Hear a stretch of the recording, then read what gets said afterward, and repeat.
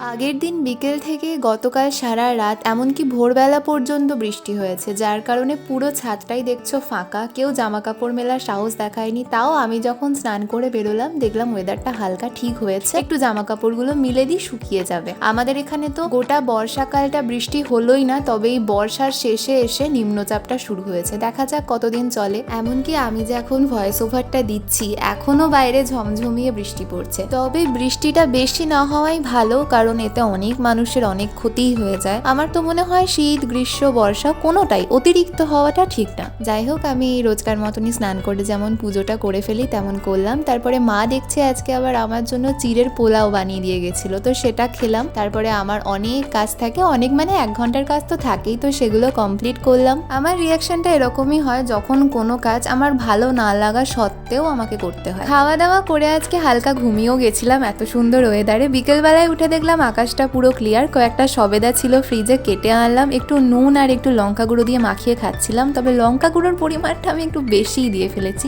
পরে রিয়াকশনটা বুঝতে পারবো।